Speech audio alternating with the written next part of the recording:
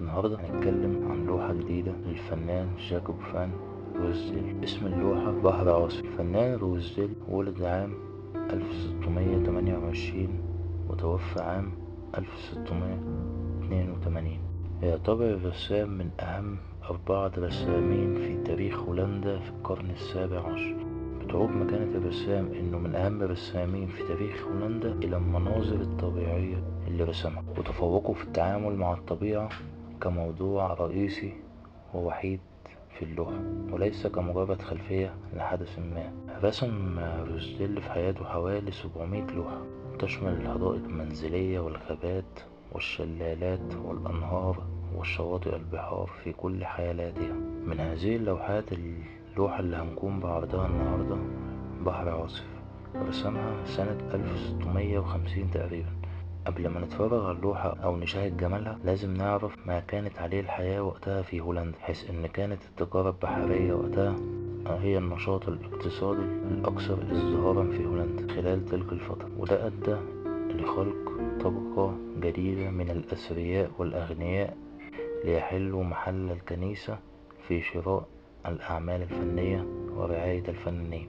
ومن جهة تانية ازداد شأن البحر وبقى له أهمية في الحياة اليومية لكل الأفراد اللي ارتبطوا بيه وبوجوده، أي إن البحر أصبح له دور مهم في اقتصاد الأفراد عن طريق تجارة، عن طريق سفر، عن طريق صيد وهكذا. السبب التاني أو الحاجة التانية اللي لازم نكون عارفين الصراع التاريخي الدائم ما بين الهولنديين في أرضهم والبحر اللي كان دايما بيحاولوا انهم يبعدوه عن ارضهم. البحر اللي دايما بيمتد ليحاول السيطرة على اراضيهم ومبانيهم ومزارعهم. وفي اللوحة اللي بنعرضها النهاردة بتصور صراع الانسان مع عظمة الطبيعة ونجاحها في السيطرة عليها. وزي ما احنا شايفين في اللوحة لاحظ رجلين او شابين واقفين على مرسى خشبي بينتظروا اقتراب أحد المراكب للمساعدة على ربطه بالرصيف. وبعيدا عن المركب شايفين مراكب تانية بتصارع الرياح والأمواج، وبنلاحظ إن أحدهم يبدو أنه فقد أشعرته. الزبد الأبيض في البحر وتقارب الأمواج من بعضها بيؤكد أو كما واضح شدة الرياح وتأثيرها على الأمواج. ولتأكيد الجو الدراماتيكي اللي الرسام خلقه في اللوحة أو أبدعه نلاحظ إن تلتين اللوحة للسماء المليانة بغيوم سوداء، ولولا تلك الأجزاء الصغيرة القليلة في اللوحة كنا قلنا إن اللوحة المشهد ليلي أو مشهد الشروق أو الغروب، ولكننا هنا في اللوحة أمام نهار تحول إلى ما يشبه الليل بفعل سوء الأحوال الجوية.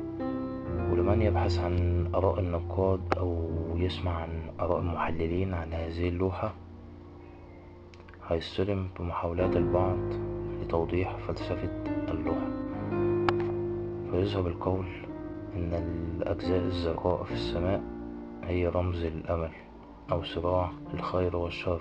طبعا كل هؤلاء المحللين هم أحرار في رؤيتهم لهذه اللوحة، ولكن طبعا كل الآراء والتحليلات والتأملات في هذه اللوحة طبعا من الصعب ان هي تأخذ موافقة الإجماع اللي هم متفقين طبعا على أستاذية وفن وعبقرية وإبداع وأشياء كثيرة للرسام.